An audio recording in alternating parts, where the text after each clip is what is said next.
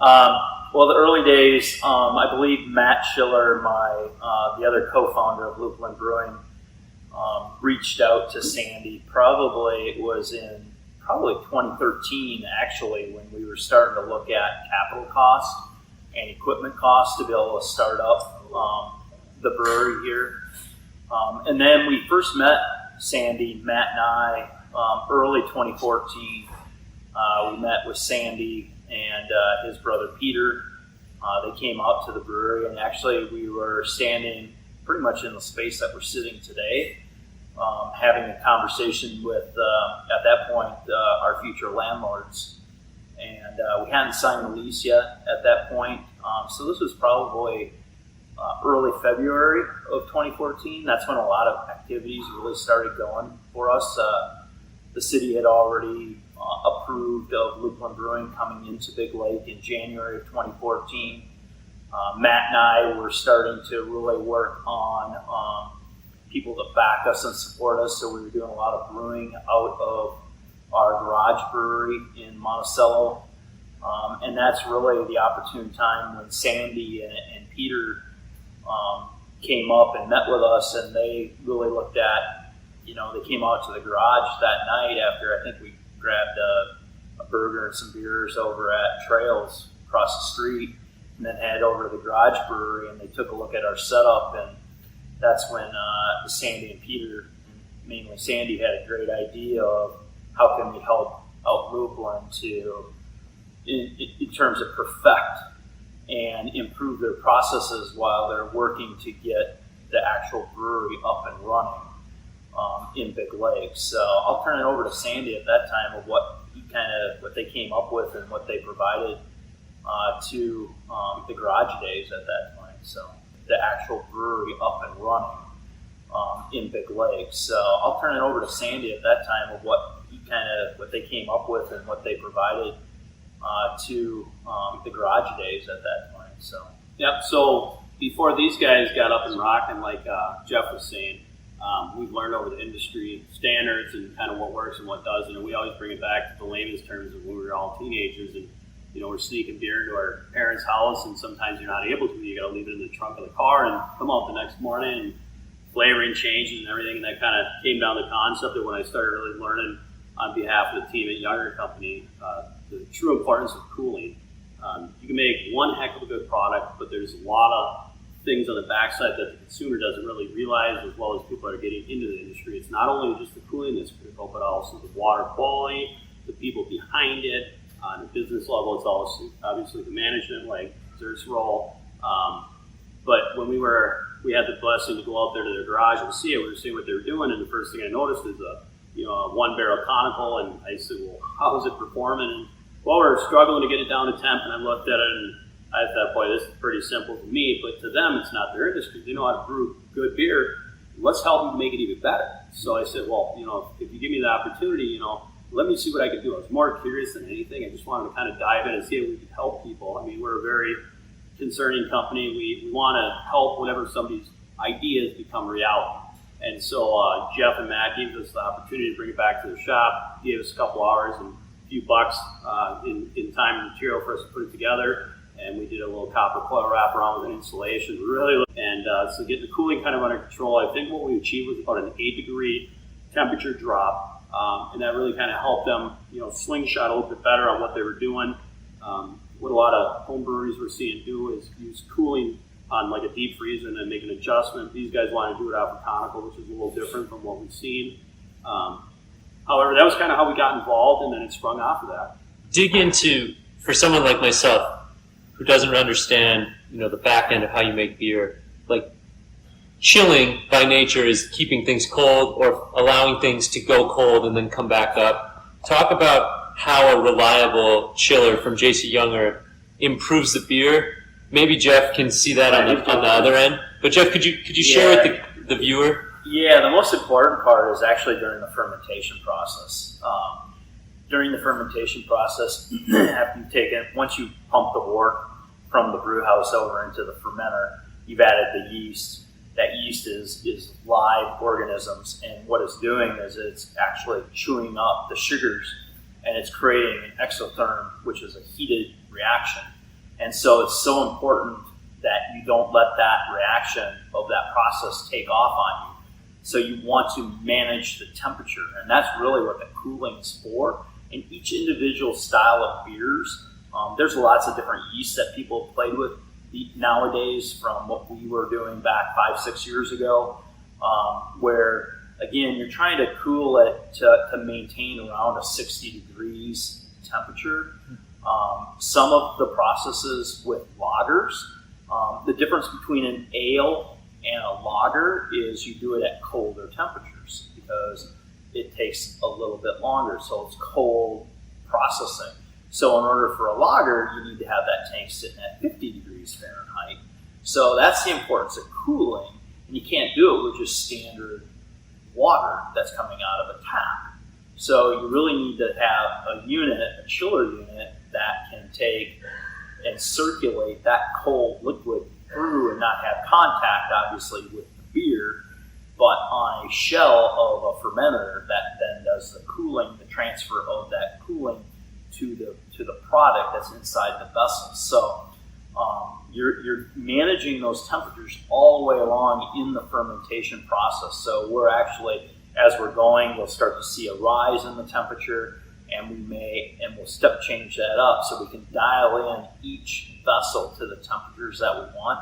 And it's crucial because a 1 degree temperature difference can make all the difference in the flavor or the taste profile of that beer, or the off qualities of those beers in terms of off flavors that can come. So temperature control in the fermentation process is really the number one reason for a chiller, to manage that. The second purpose of the chiller is when you're done with fermentation, you want to be able to cool it all the way down to around 35 degrees Fahrenheit, 32 to 35 degrees Fahrenheit. Because what you're doing during the cold process is all the stuff that's inside the fermenter, any proteins or any yeast or even hops that still may be in there, that cold temperature drops everything out. So it precipitates out all those heavy solids to the bottom and basically clears up the quality of the beer by us also adding some other things. But we find that cold temperature crashing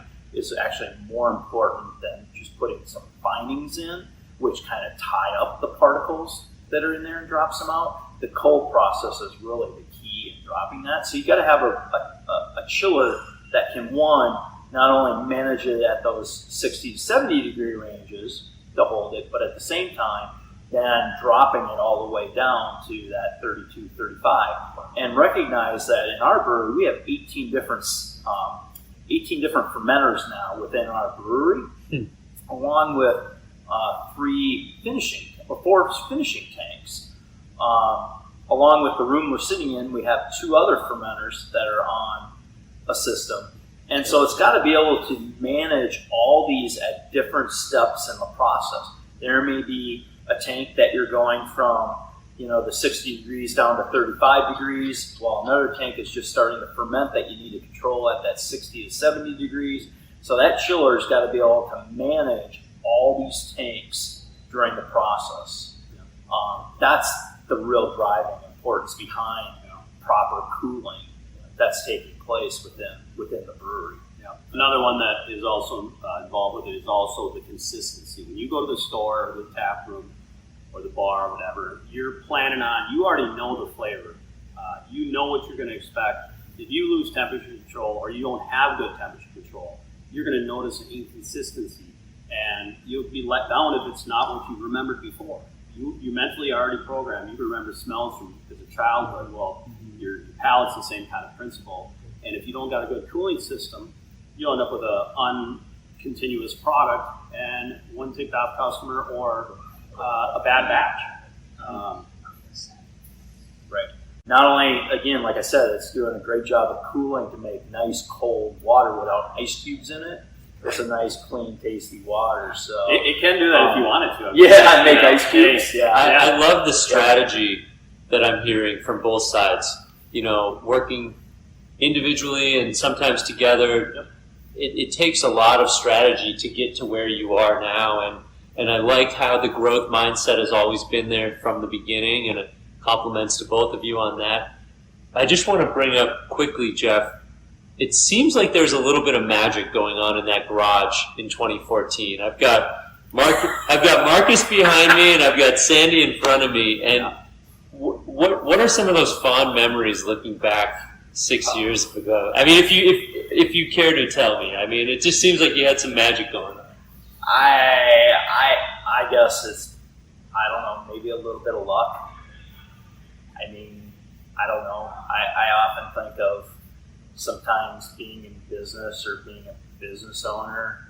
I think some of them might come down to a little bit of luck and the networks that you have, the people that you may know. I mean, that's, again, Sandy put us in touch with a lot of people through his networks. And vice versa. And a lot of referrals from when you take care of an account, they're going to be the best. And I say respectfully, I had one of my buddies at another vineyard tell me the other day not to call him because he got offended, but some of the best cheerleaders out there. Concept of being a good support mechanism. And yeah. I mean, back when we met Marcus, came out with a friend of his who was a neighbor, Brian. And again, we were just trying to be out in front of people back in 2014 after we got the approval from the city. We knew we were going to move ahead with this 10 barrel. We had our business plan in place. We were just kind of locked and loaded and trying to get people interested in supporting us, whether it was through sponsorships or investments or things like that. And so we were having, instead of wine and cheese, we were having beer, cheese, and summer sausage out in the garage brewery out of a kegerator that we built, that we had, I don't know, 6, 7, 8 different beers that we had on tap, and having people invited out where we'd have 10, 12 people at a time, and they'd show up, and that's how we met Marcus. I mean, Brian came out for one weekend, I think, and he told Marcus about it and brought Marcus over, and Marcus did a bunch of research on what Lupulin actually meant, and he came out and presented us with what today is really our icon, our hot cone, which is like the Nike swoosh, in our minds is, he came up with that swoosh concept for Lupulin, and we just embraced that, and everything that we've done since 2014 has been building around that icon and the marketing and everything that Marcus was able to create, again, initially part-time and now he's been full-time for a year and a half. So again, I think it's just the networks and the people that you get to meet and building those relationships bring the people that you get to know in front of you to help make our dreams a reality, and bring our visions to fruition. So totally. that's